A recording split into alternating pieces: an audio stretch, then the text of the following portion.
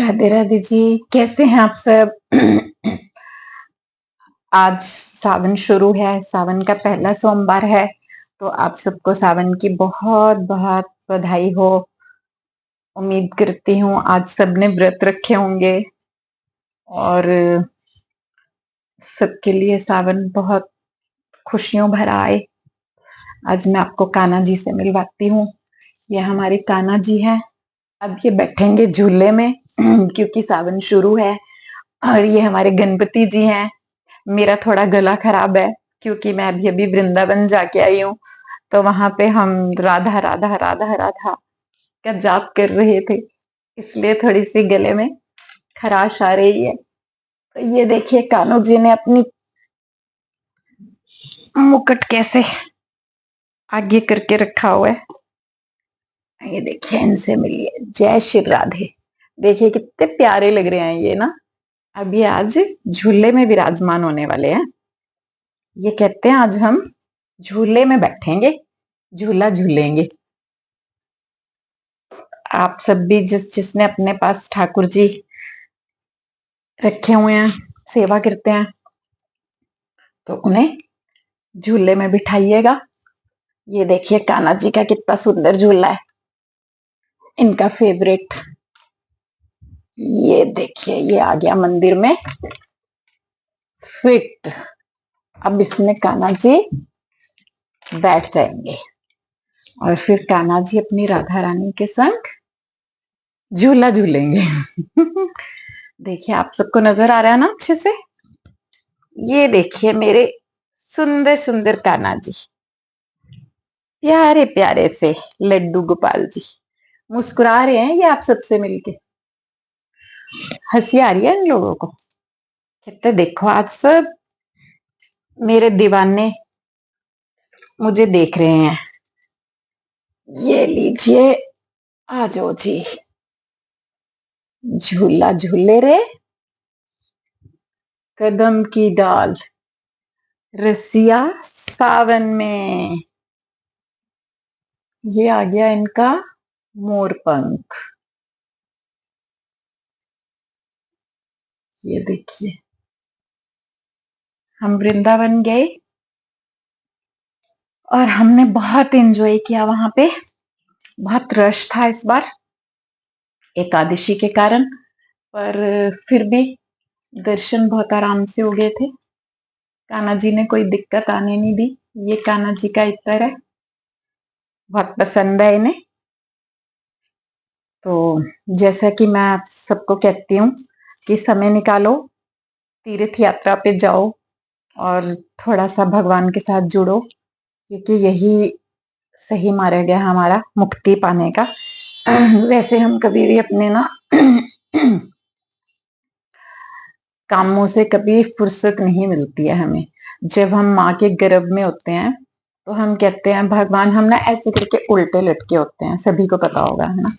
तो हम कहते हैं भगवान हमें छुड़ा दे, हमें छुड़ा दे, हम बाहर जाके तेरा नाम जप करेंगे, नाम जप करेंगे, लेकिन हम नहीं करते हैं है ना। बाहर आते ही तो हम भूल जाते हैं कि हम किस लिए आए थे, हमें क्या करना था, हमें कुछ याद ही नहीं रहता है। आके हम बस कामों में व्यस्त हो जाते हैं कि काम काम काम, बच्चे, फैमिली वो भी जरूरी है ना, वो सब भी हमने देखना होता है।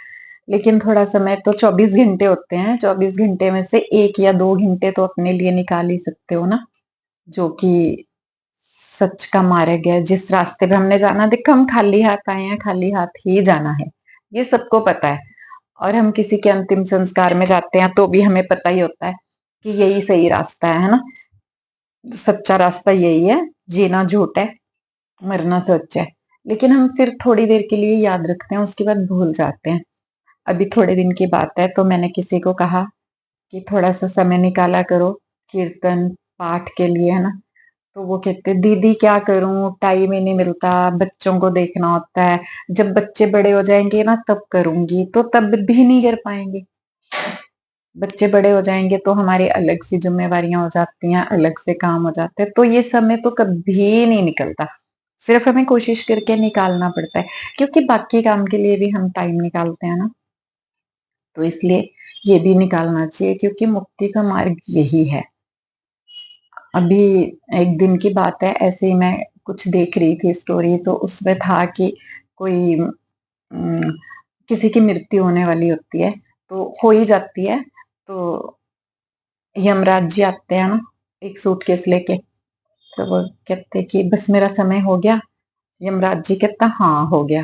तो कहते आप मेरा सामान लेके आए हो इसमें? वो कहते नहीं। फिर कहते इस सूटकेस में क्या है? कहते ये जो है मैं तुझे बताऊंगा, लेकिन सामान नहीं है। कहता अच्छा, फिर जो मैंने धन कमाया वो लेके आए होंगे? कहता नहीं वो भी नहीं है। कहते अच्छा, फिर जो मेरे बच्चों के नाम मैंने प्रॉपर्टियां किया है, ये सब किया है, वो कागज है? कहते नहीं वो भी नहीं है। कहते फिर मैं ना बहुत कश्मकश में हूँ कि आप मुझे बताओ आप इसमें क्या लेके आए हो?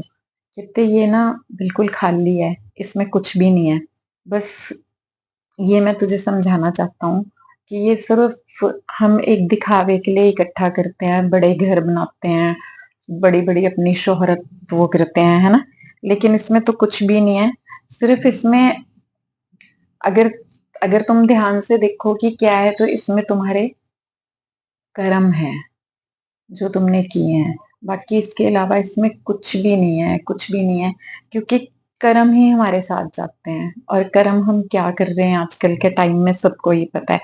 अच्छा, अगर आप पूजा पाठ करना भी चाहते हो ना, तो आपके घर वाले ही सबसे पहले आपको बीच में रोक टोक करते हैं, अड़चने डालते हैं, उनको नहीं अच्छा लगता है कि आप ये करो। लेकिन देखो मीराबाई भी तो ऐसी थी ना, उनको भी कितने कष्ट हुए, लेकिन उन्होंने अपना मार्ग नहीं छोड़ा। उसके बाद भगवान ने उन्हें खुद में ही संभाल लिया था। तो कहने का मतलब यही है मेरा कि थोड़ा समय अपने लिए निकालो। जिंदगी बहुत छोटी है, बहुत छोटी है। एक श्वास आता है, दूसरे का पता नहीं आएगा कि नहीं आएगा। लेकिन हम फिर भी ना ऐसी भाग दौड़ में लगे रहते हैं, लगे रहते हैं। हमें लगता है कि बस यही आज का है, पैसा कमा लो, धन कमा लो, बस धन ही साथ जाएगा। नहीं जाएगा धन साथ, नहीं जाएगा।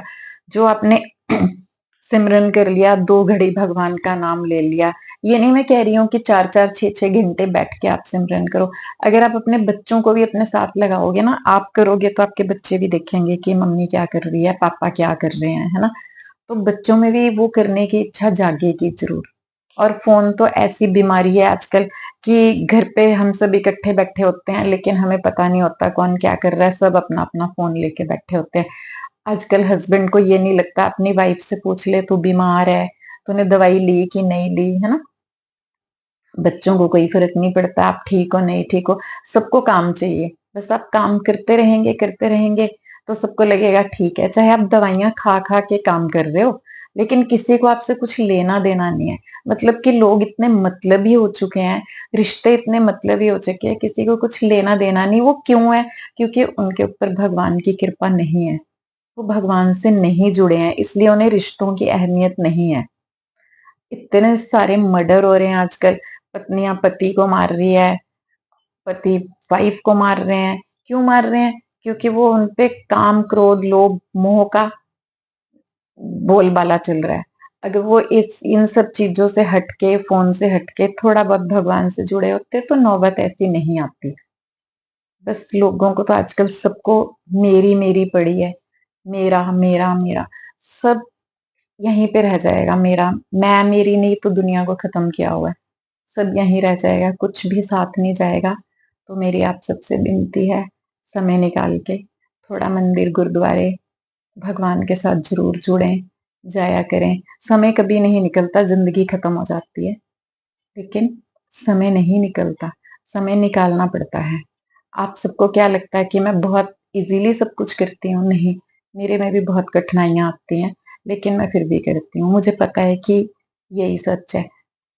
देर से मुझे समझ आया, लेकिन आ गया। फिर मैं इसीलिए चाहती हूँ कि आप सब भी इस चीज को समझो और फॉलो करो। अगर मेरी बातें अच्छी लगे तो लाइक शेयर जरूर कर दें। जय श्री राधे। फिर मिलते हैं।